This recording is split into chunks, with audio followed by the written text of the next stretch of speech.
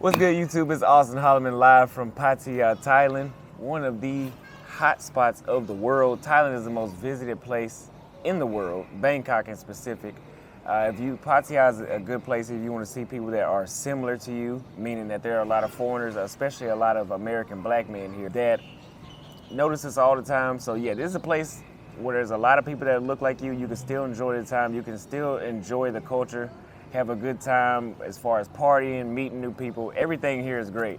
So, but enough about that. We have a special guest with us. He's actually not a special guest anymore. He's a permanent guest. He'll be here for a while. So he's going everywhere with me, going to Indonesia next. And you've seen him on live streams before. You've seen him in a lot of my, well, I already said that. You've seen him in a lot of my live streams before. He's a day one. He's been here since I first started on TikTok. He reached out to me. He helped me start the Facebook group. He's been helping me edit videos. He showed me how to edit videos. Now he's here. He actually helps me edit the videos. He helps me shoot the videos. He helps me do a lot of stuff. I can't even say it all in one breath. And he's been a huge help, and I truly appreciate you for everything you've done so far. And I know it's a lot more to come. He's a huge support. He's also a bodyguard. Okay. Oh, man. So, if you would give the audience a little background on you, how old are you, where are you from? Tell us about, so people that may not know you. Right. So I'm Rilla, I'm 31, served 6 years in the Army prior to getting out in 2015, sat around, got fat, it's been a wild ride, because prior to joining the Army, I joined for college, said that I was going to be in school to go to college. Eventually, didn't end up going to college. Became a self-taught software engineer. Learning how to code on my own. And I actually got into this idea of wanting to travel because I heard about the digital nomad movement.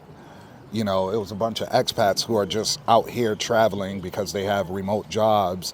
It allows them to travel full time. And honestly, that's how I got into this whole idea of wanting to travel abroad. But at the time, as I told you, I wasn't thinking about dating abroad or anything like that. That idea only crossed my mind when I saw your video, that video on TikTok that went viral. And that's how we got connected, So then the rest was history from there.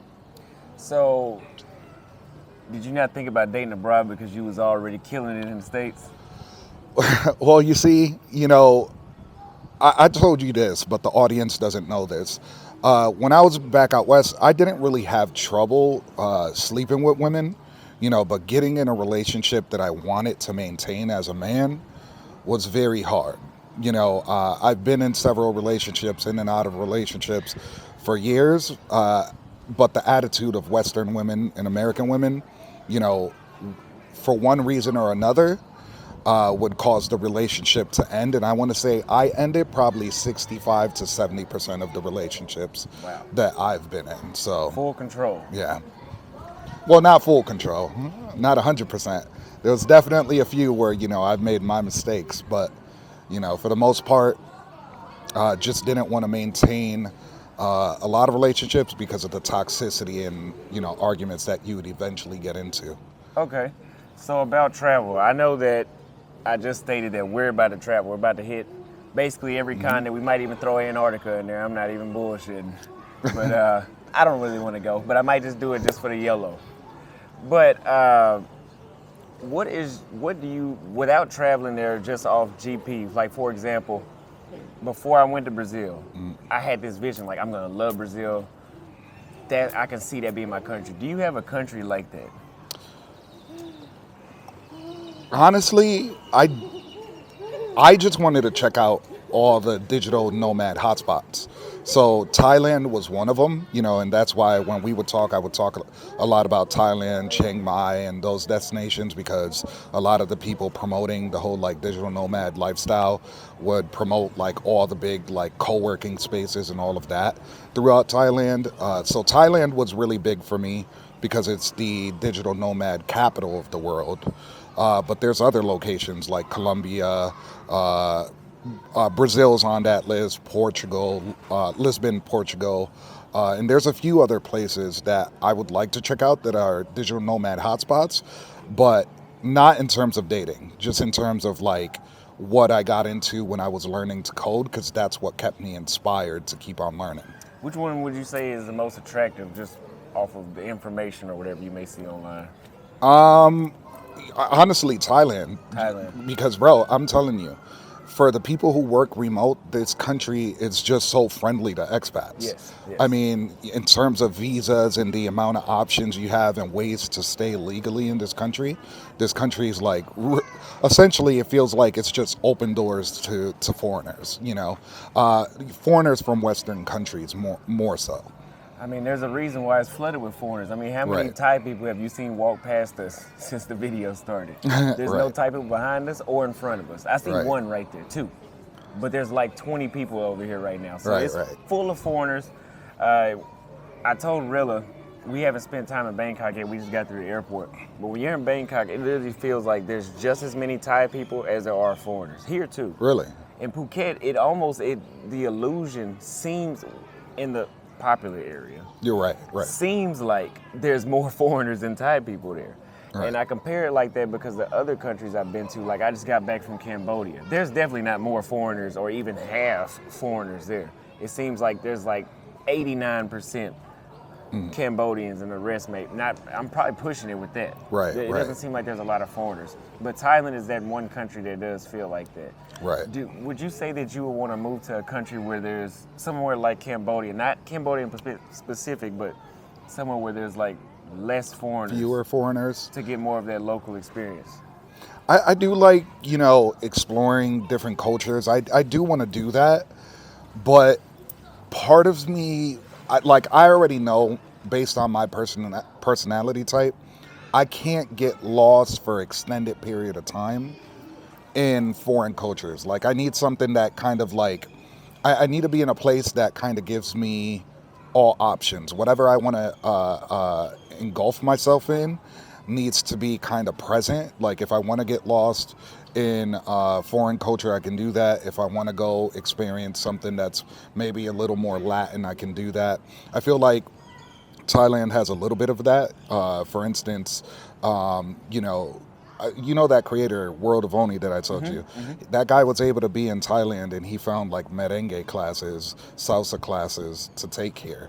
You know, so I like places that are a little more diverse, but as far as like only having the local culture or the local experience, I don't think that could be for me for more than, you know, over a month. After a while, you'll Yeah. start to, Yeah. that's kind of why I fit into Brazil, because it's still a Western country, even though Right. it might not be as Westernized as the States. It's still in the West, and they still carry that kind of, it's similar, just similar, Right. just a different language.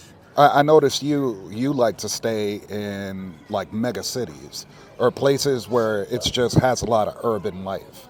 You know, places that are lively. You know, there's things happening all the time. Correct. Right? Because A lot of action. yeah, for instance, when you were in the Philippines, you know, heading further into the provinces, it kind of felt like you weren't really into that, like diving deep into like the farmland or like just the province areas where it's definitely a very local experience. It's cool to visit. But Cool. after, we were there, 2 or 3 days, and it was like, yeah, it's time to go. Right, It was right. cool, getting a little experience, but it's like being in Mississippi. I have family there. Go there, hey, okay, now it's time to go. I can't deal with all these Right. horses now. And Being in the South. Yeah. no, I need to go back to Dallas. Exactly. So we've debated about this before. Oh man, here we go. We've debated about experiencing a country versus hearing about a country. So now that you are here and it's been about a week, what has changed, or what do you feel about Thailand so far? All right, so I'll say this, right? Because for a little context to you guys who are watching, Auston and I, like when I was even stateside, we would talk every single day. I'd give him a call. We'd have a lot of debates, you know, and Auston would sneak diss me a lot of the times when he would upload videos or be on live streams. He would throw in little sly comments on certain things that, you know, we were debating about the night prior, bro. Yeah. You're- We You're an debated a lot. asshole. Yeah. But you know, honestly, I told you before I came here that I honestly feel like I've already been here. Yeah. Because for me, before I go to a place, right now, this is only for Thailand. When we go to other places, you know, I don't have the time while I'm here. I'm noticing I'm not going to have a lot of time to sit there and research. Let's say, where are we going? I don't have a lot of time. Let's say if I didn't research Indonesia, I did a little bit. I don't have the time now being here to go and do research because I'm editing videos all day and doing other stuff. That's going to be different. But as far as Thailand, because I feel like I've done over 1,000 or 1,500 hours of research between watching vlogs, between watching videos of people explaining what it's like to be here, what dating is like here, what the nightlife is like here. I have literally seen like damn near every single club going down a walking street before I even came here. So what has changed? I mean, the only real change is being able to physically be here and experience it myself and notice little nuanced things. Like, Richie Mack mentions in his video, he has that little sound bite where they're like, they don't discriminate, that thing. Yeah, that's true. I'm not going to put my business out there, but, based on the last few nights, I've been having a good time. It is what it is. Do you think anybody could come down here and have a good time? Can anybody come down here and have a good time? Well, that depends on what you mean. What do you think they're looking for? What do you think the women in Thailand are looking for that would prevent somebody else? Like in Brazil, if you know Portuguese, instantly your numbers or your chances go up. They're looking for somebody that they can directly relate to. Yeah, they may have a gringo, little fling they want to have, but they do want somebody to relate to. What do you think so far with your experience with Thai women that you would recommend a guy do this before you come here? Well, first of all, just do your research on the whole experience about being here and what the ladies are like here. I mean, I can tell you a few points, but you've really got to dive in deep and really know what you're getting into before you go anywhere if you're thinking about being a passport bro. But as far as like what do I think the Thai women are like, it depends on what type of Thai woman you're talking about, right? Because you have your freelancers, you have your bar girls. With them, they're looking to make money. They don't care. If you're in a place like Pattaya, this place is swamped with them. I will say that finding the normal Thai woman here, you were kind of right on that end as far as like they're here for sure. I'm talking to quite a few of them. Yeah. Well, shit, I probably shouldn't put it, but anyways, they're here, they exist, but because of the nature of Pattaya, and how many clubs are here and how many foreigners are here, obviously with Walking Street and all of that and all those kind of bars and establishments, there's going to be that subset of women who are just like, if you're into that whole mongering thing, that's up to you. I don't promote it or advertise for it. But that's there. So, but those women aren't looking for anything serious. But if you do want something that is genuine, it's here, but you've really got to do your research, know what flags to look for, what red flags to look for, and use common sense. Really big on to use common sense. Like if you're checking out her IG or something like that, and you notice that there's a bunch of foreigners in her comments and in her friends, and not a bunch of Thai people, that's a red flag. Kills my libido. Right, exactly. But there are those Thai women, you go to their IG and all that, and it's nothing but looks like a bunch of Thai people, right? She's a student. She's not talking to a lot of foreigners. If you met her on Tinder or whatever, it's not a bunch of pictures of her in a bar. She's working. There's certain things that you could look for if you have common sense that'll lessen the odds of you messing with the wrong type of girl, if that's what you're looking for. I wouldn't recommend coming here to find love, though. And we'll update that opinion when we get to Bangkok. We'll see. We're gonna do this again. Every city I'm gonna interview him, so y'all can watch his growth as well and go subscribe to his channel. Did I mention he was a bodyguard too? Anyway, so shit! Look at our size difference, bro. Did you notice? Do you notice that there are a lot of dudes? We brought up bar girls or whatever, do you notice that there's a lot of dudes falling in love or being too defensive behind the wrong type of Thai woman? For example, the woman that seems like she's pretty much for everybody, like they're simping behind. Honestly, I can't answer that question because I don't know that many creators and haven't met too many foreigners or guys who are here, who are talking to those kind of girls. So that's a hard one to answer because I just don't have, the breadth of knowledge that you're kind of coming from, the angle you're coming from, to be able to speak on it. Okay. Because the thing with that one is a lot of creators, so you got context that I don't. Yeah. You're talking to a lot of them. I think I met Chocolate Man in Thailand and Josh so far. Yeah.